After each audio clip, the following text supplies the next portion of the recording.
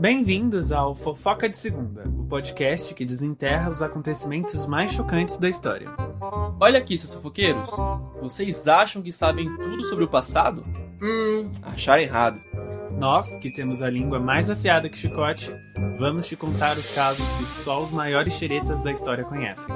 Toda segunda, um novo episódio para você começar a semana com o pé direito. Ou com o pé torto, né? Vai saber.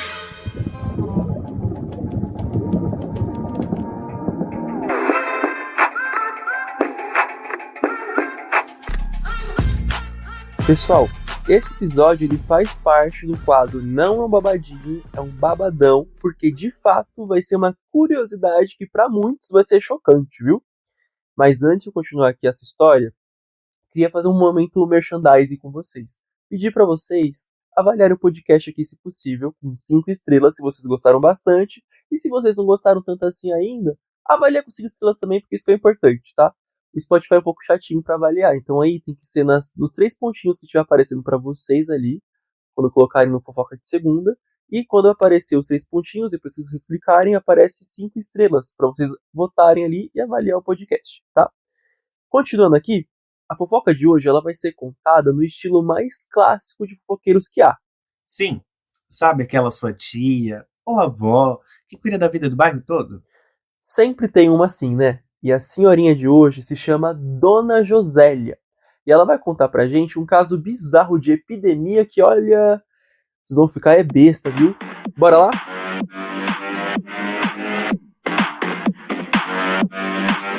Ai, meu filho, você nem sabe o que foi aquilo.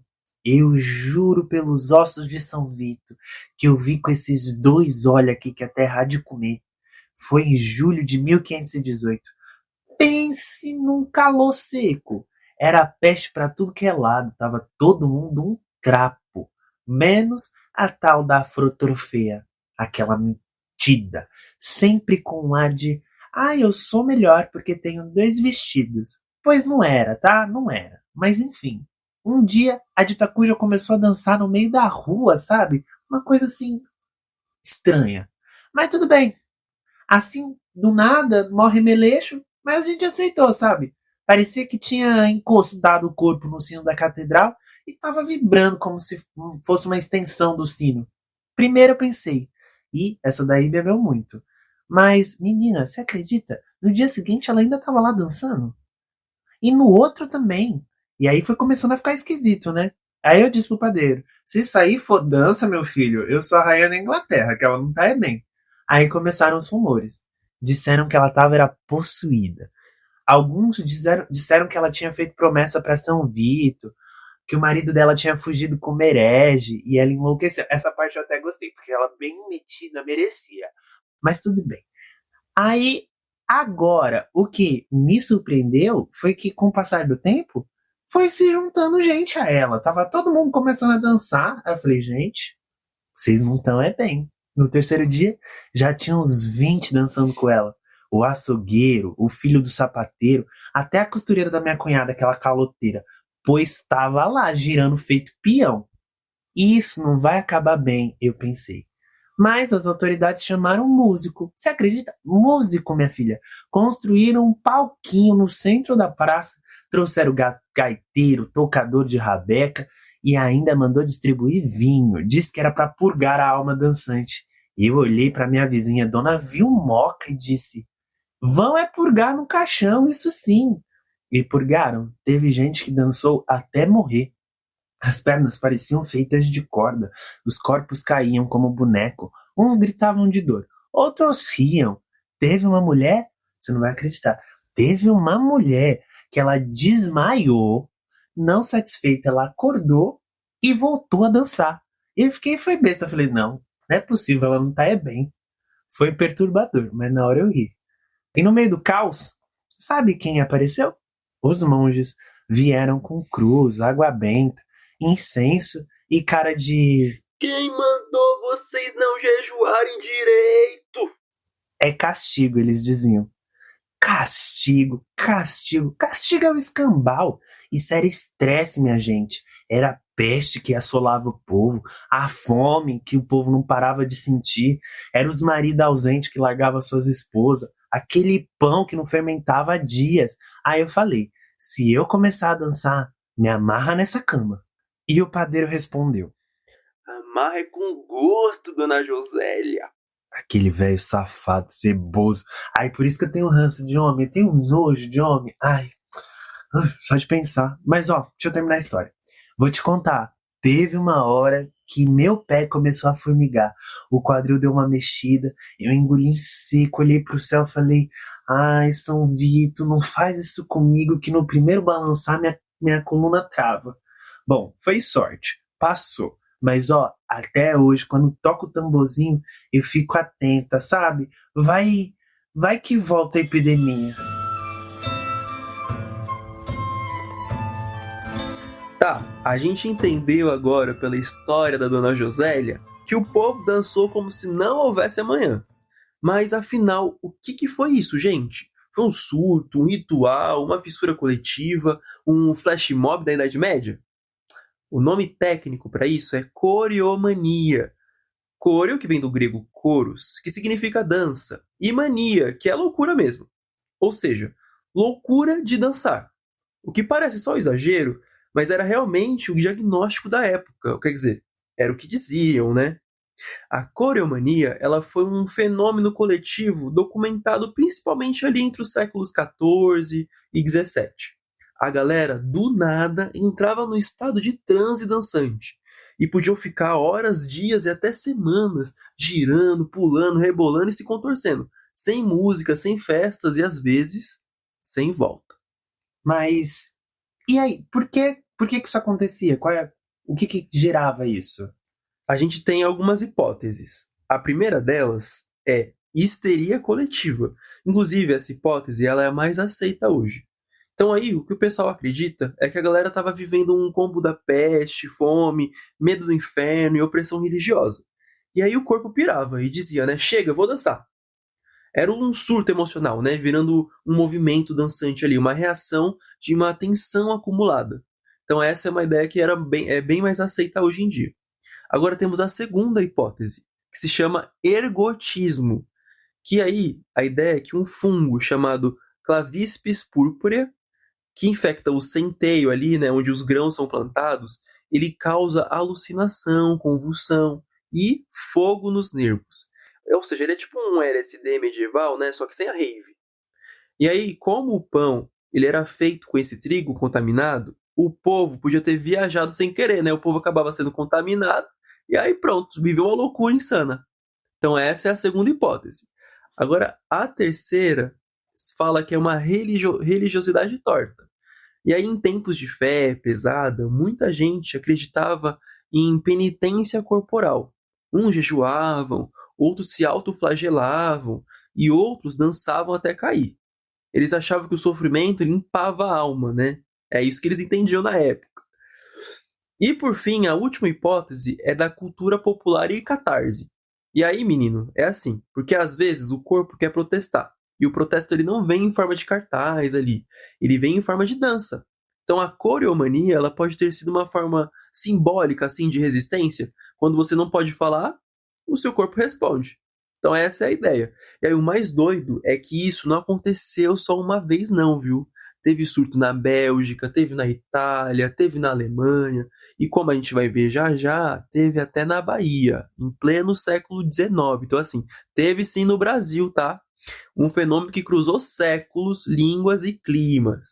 Então aí, se você ouvinte está achando que esses surtos coletivos eram coisa de rede social, meus amores, o século XVI já estava dançando essa música muito antes de vocês nascerem.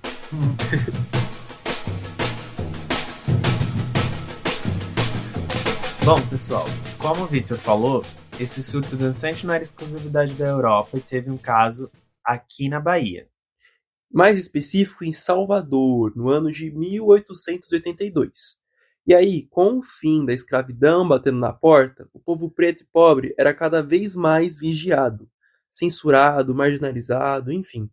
O cenário perfeito para um colapso coletivo dar o ar da graça. E deu. Num bairro chamado Itapajipe, começaram os relatos de gente que tremia, se contorcia e dançava sem parar. E aí os vizinhos chamavam de caruara ou treme-treme.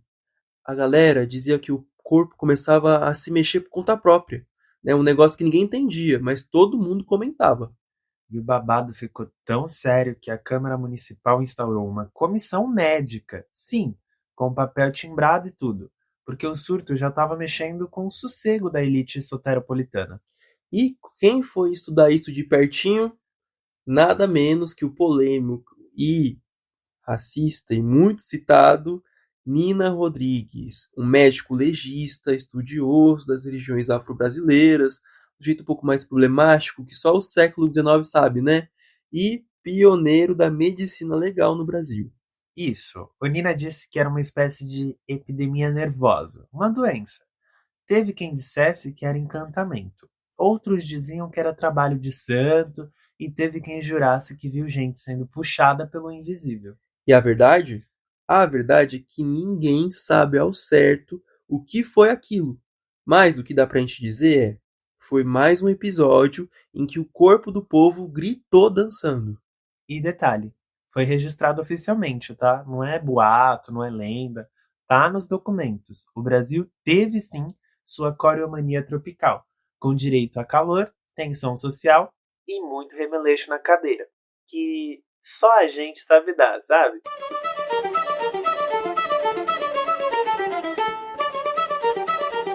A gente ficou sabendo de uma lenda, né, de um diz que me diz aí, que existiu um forró que durou 15 dias na cidade de Quixeramobim, Ceará, em 1952, né? Dizem que foi a festa que virou lenda.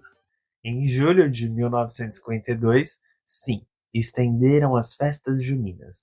A pequena cidade de Quixeramobim, no sertão do Ceará, entrou para a história ao realizar um forró que durou cerca de 15 dias sem parar. A festa começou com um arraiá tradicional, mas a animação foi tanta que a população simplesmente se recusou a ir embora. E aí, galera, o que aconteceu? No início, como o Léo disse, a festa estava normal, né? Funcionando como de costume. Ela começou ali no final de junho. Aí tinha sanfona, zabumba, triângulo e muito pé de serra. Aos poucos, pessoas de outras cidades foram aí chegando e o forró foi crescendo. E aí a festa não acabava. No terceiro dia, os organizadores tentaram encerrar, mas o povo continuou dançando e teimando que queria continuar, né? E aí os músicos se alternavam, aí alguns desmaiaram de cansaço. E os comerciantes, eles mantinham ali as barracas abertas dia e noite, porque estavam vendendo, né? Estavam ganhando. Menino, teve até que ter intervenção da polícia, mas foi só no 15º dia que as autoridades interviram. O motivo oficial: perturbação da ordem pública, a preocupação com a saúde dos foliões. Agora, tem uma versão popular para o real motivo dessa intervenção? Dizem que o motivo mesmo era que o prefeito ficou irritado porque ninguém estava trabalhando. Honestamente, eu acredito um pouco mais nessa versão, viu?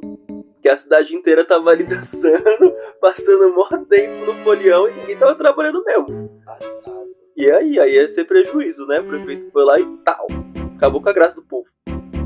Enfim, segundo essa lenda aí, o Ceará ele entrou pra história, em especial a cidade de Quixeramobim, que foi citada em cordéis e tudo mais, né?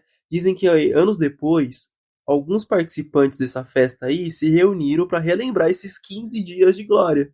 E aí, o que a gente pode falar sobre essa história? A gente aqui do podcast, a gente tentou muito, a gente ouviu falar dessa história, e a gente falou, nossa, vai ser ótimo relacionar com a festa junina, a dança, a gente já estava programando esse episódio para falar sobre a epidemia de dança lá na Europa, então ia ser perfeito. E aí, a gente foi pesquisar, e a gente não achou documento suficiente para falando disso. Talvez você aí, historiador, quiser ir para Quixeramobim, olhar nos documentos públicos de lá para ver se você acha alguma coisa, ótima oportunidade de pesquisa. E se você é de Quixeramobim, por favor, nos conte se isso é verdade, porque a gente ficou muito curioso para saber. Então, a gente colocou aqui como boato, lenda, porque a gente de fato não sabe se é verdade. E a gente não conseguiu à distância achar esses documentos, né? Sim, aí por fato da gente não achar, a gente não pode falar isso pra vocês com certeza e tal, né? Mas é isso, se alguém do Ceará vê esse episódio, alguém de Quixeramobim vê, confirma pra gente aí nos comentários se aconteceu realmente isso. Mas você pode deixar aqui a sua opinião. Você acha que em Quixeramobim a festa do Junina durou 15 dias? E se durou 15 dias, você ficaria os 15 dias dançando na festa junina? Porque eu ia ficar os 15 dias comendo na festa junina. Nossa, ia ser uma delícia. Ah, mas a comida não ia estragar, não, ia ter que ficar fazendo o tempo todo. Da mesma forma que o povo tá dançando, a cozinheira ficou cozinhando, vai ter que fazer. Ai, eu ia matar, eu gosto de festa junina, gente. Ia ser curau, pamonha e canjica, assim, ó, na sequência. E forrosando. Pois é. Bom, enfim, vamos seguir com o episódio. Bora.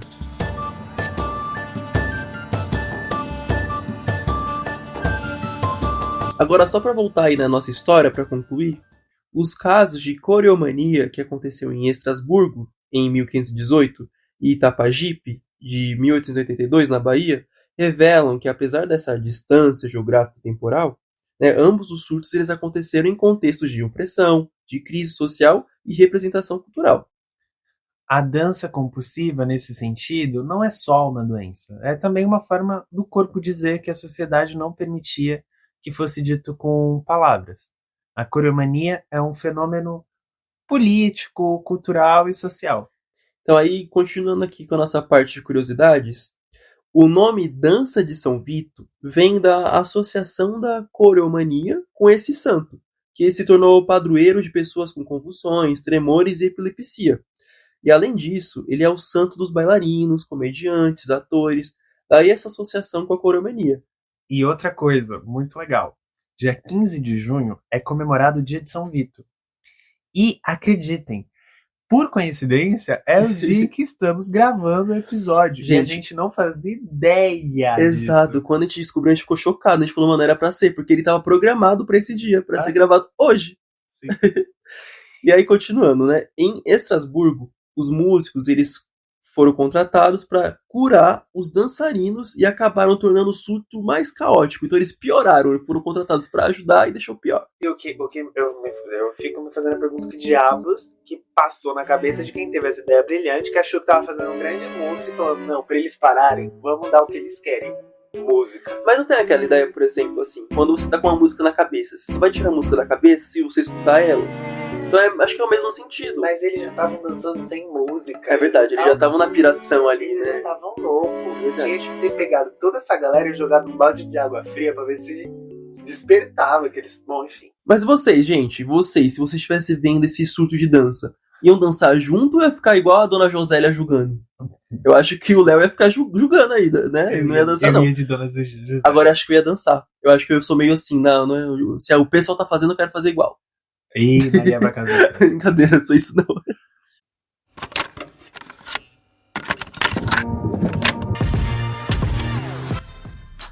Gente, com o atual preço do café, algumas ameaças de guerra e um doido laranja colocando taxa em vários países, cuidado na hora de dançar quadrilha, viu? Porque pode ser que seu corpo não pare. Motivo pra surtar, a gente tem vários. A começar pelos boletos, né? Calma, gente, não surta não. Pelo menos a gente tá aqui com vocês toda semana, né? Trazendo fofoca de qualidade. E na semana que vem vai ter inauguração de um quadro novo. Oba! Estreia fresquinha, mas tem algum spoiler pra dar pra gente sobre o quadro? O que eu posso dizer vai ser só uma fofoca, ela não vai ser histórica, mas eu garanto que o entretenimento de vocês vai estar garantido. E vai ter participação dos ouvintes, tá? Então, se liga e não percam a próxima fofoca. E não se esqueçam que ela é de segunda. Tchau, gente! Tchau!